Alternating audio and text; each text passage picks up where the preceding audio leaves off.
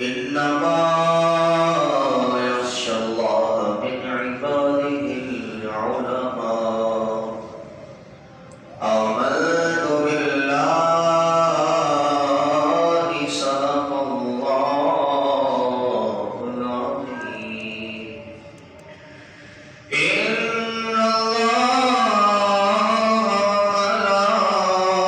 ملائكته يصلون على النبي يا أيها الذين آمنوا صلوا عليه وسلموا تسليما پڑھیے الصلاة والسلام عليك يا رسول الله الصلاة والسلام عليك يا حبيب الله الصلاة والسلام عليك يا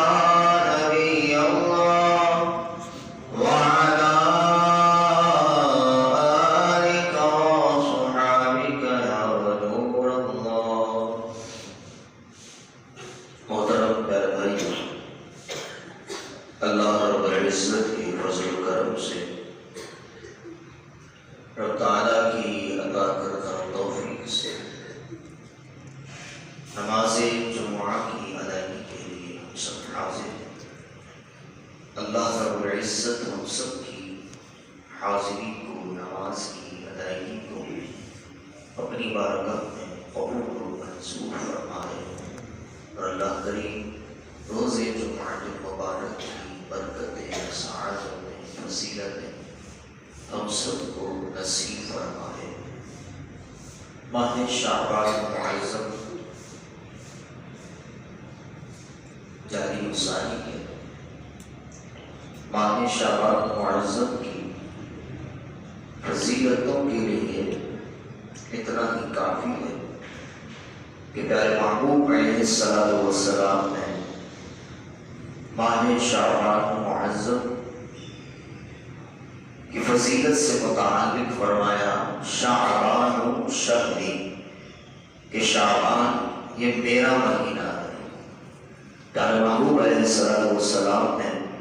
اس ماہ مبارکہ کو اپنی جانب نسبت کر کے اس ماہ مبارکہ کی خصوصیت کو ظاہر فرما دیا، اور اسی کے ساتھ ہی ماہ شعبان معظم میں بہت سارے اکابرین کے اعراس منائے جاتے ہیں، ایام منائے جاتے ہیں۔ انہی مبارک ہستیوں میں ایک وہ نام بھی ہے کہ جنہیں دنیا امام اعظم ابو حنیفہ نعمان بن ثابت رضی اللہ تعالی عنہ کے نام سے جانتی ہے۔ اور جو چار بڑے ائمہ ہیں، ان چار اماموں میں امام اعظم ابو حنیفہ رحمۃ اللہ تعالی علیہ کو سب سے بڑا مقام و مرتبہ حاصل ہے، اور اس کا سبب آپ کا علم بھی ہے۔ علم کے ساتھ ساتھ آپ رحمۃ اللہ تعالی علیہ کو یہ فضیلت بھی حاصل ہے کہ چاروں اماموں میں امام اعظم ابو حنیفہ، امام مالک، امام احمد بن حنبل، امام شافعی رحمۃ اللہ تعالی علیہ اجمعین، ان چاروں اماموں میں امام اعظم ابو حنیفہ رحمۃ اللہ تعالی علیہ کو یہ فضیلت حاصل ہے کہ آپ رحمۃ اللہ تعالی علیہ تابعی بھی ہیں، اور تابعی وہ ہوتا ہے کہ جو ایمان کی حالت میں کسی صحابی رسول رضی اللہ تعالی عنہ کی زیارت کرے اور ایمان پر ہی اس کا خاتمہ ہوا، تو وہ تابعی کہلاتا ہے۔ اور چاروں اماموں میں آپ رضی اللہ تعالی عنہ کو تابعی ہونے کا بھی اعزاز حاصل ہے۔ آپ کا نام نعمان ہے، آپ کی کنیت ابو حنیفہ ہے، لیکن آپ اپنے نام سے زیادہ کنیت کے ساتھ زیادہ مشہور ہیں، اور آپ کی پہچان ہی امام اعظم ابو حنیفہ ہے. آپ کی کنیت کی وجہ سے ہی، آپ کی کنیت کے نام کے ساتھ ہی آپ کی شہرت ہے، اور اسی وجہ سے آپ کے پیروکار کو، آپ کی پیروی کرنے والے کو، آپ کی تقلید کرنے والے کو حنفی کہلایا جاتا ہے. اسی لیے ہماری مساجد میں مسلک حق اہل سنت اور دیگر بھی جو عقائد میں تو امام اعظم ابو حنیفہ کے عقیدے پر نہیں ہے، لیکن امام اعظم ابو حنیفہ کے مسائل پر عمل کرتے ہیں، وہ بھی اپنی مساجد پر حنفی لکھتے ہیں. لیکن ہماری مساجد میں بھی، مسلک اہل سنت کی مساجد میں بھی حنفی کے ساتھ ساتھ بریلوی بھی لکھا جاتا ہے، تاکہ حنفی ہونے کے اعتبار سے کسی کے اندر یہ غلط فہمی پیدا نہ ہو جائے کہ جناب ان کا تعلق بھی اہل سنت کے ساتھ ہے. لہذا الحمدللہ ہمیں یہ اعزاز حاصل ہے کہ ہم اہل سنت، مسلک حق اہل سنت و جماعت، یہ امام اعظم ابو حنیفہ کے عقیدے پر بھی ہے اور مذہب پر بھی ہے،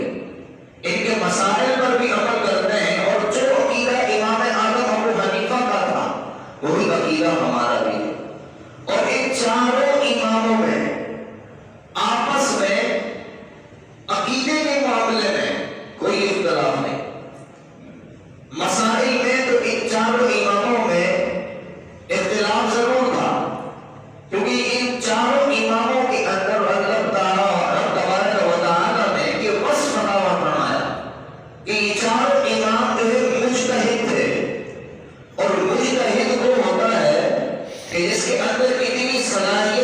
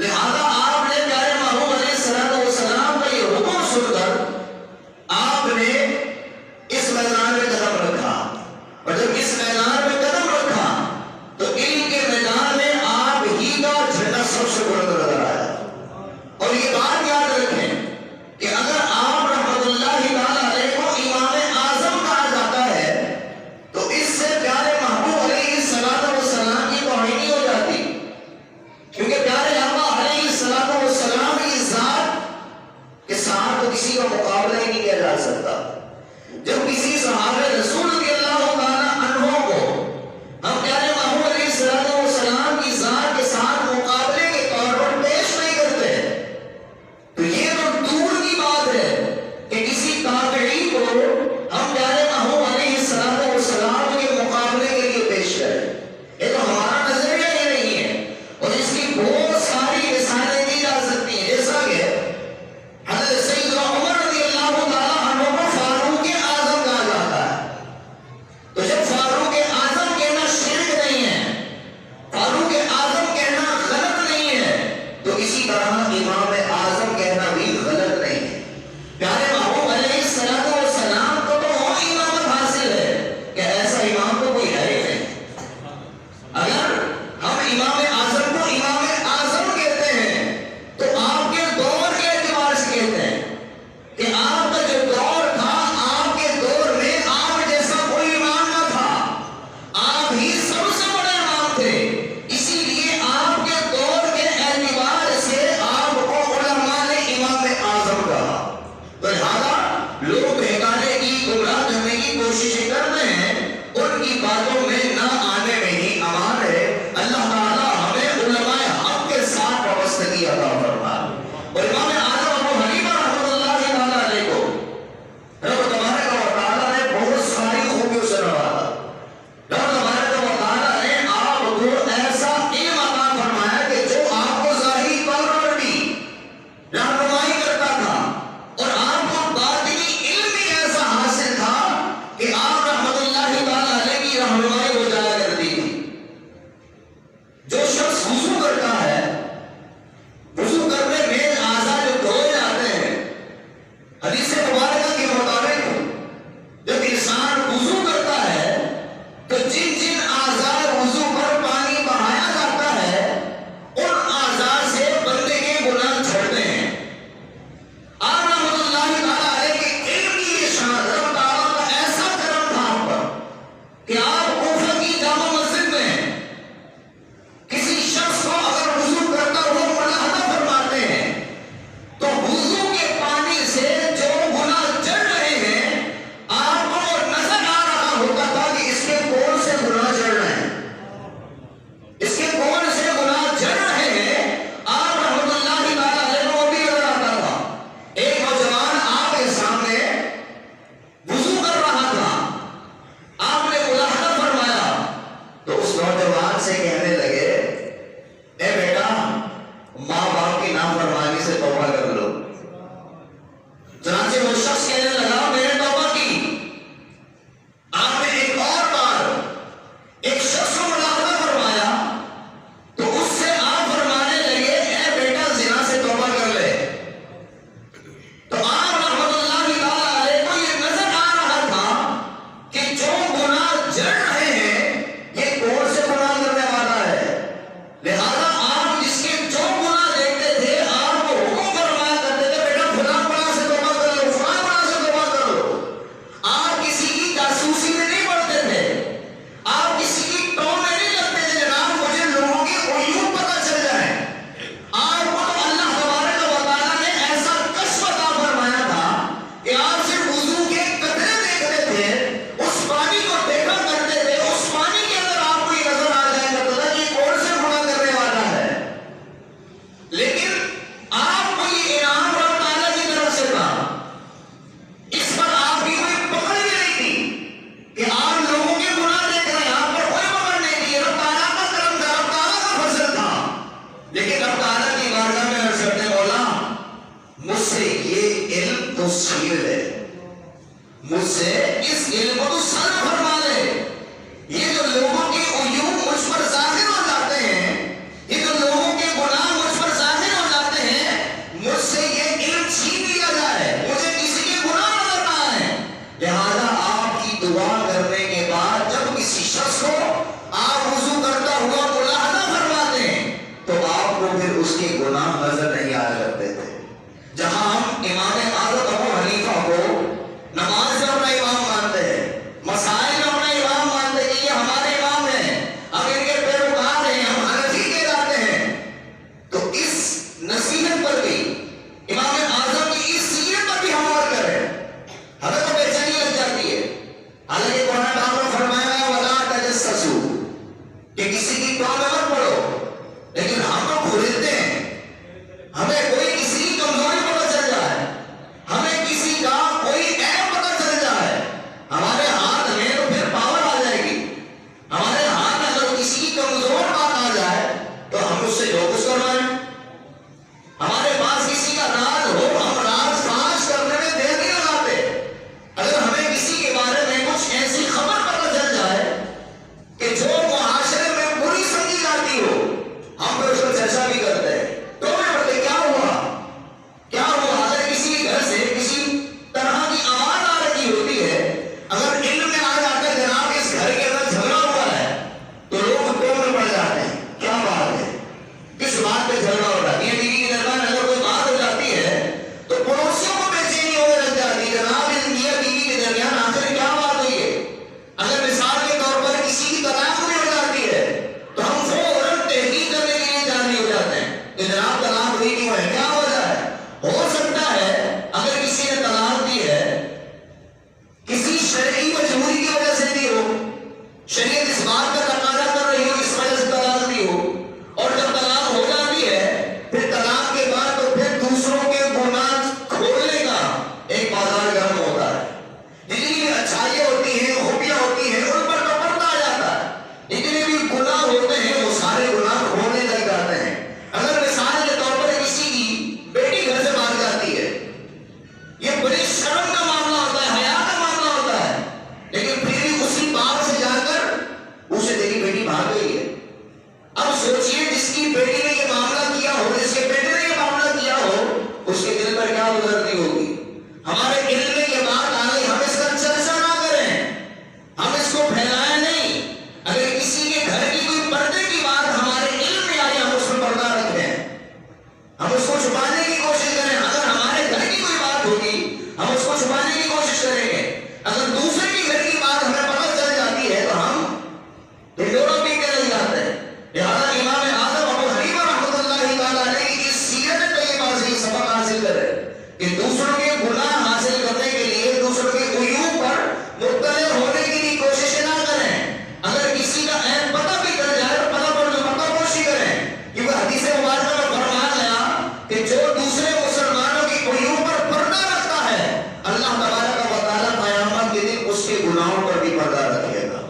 لہٰذا دوسروں کے عیوب چھپائیں، اللہ تبارک و تعالیٰ ہمارے عیوب بھی چھپائے گا، اللہ کریم ہم سب کو عمل کی توفیق عطا فرمائے۔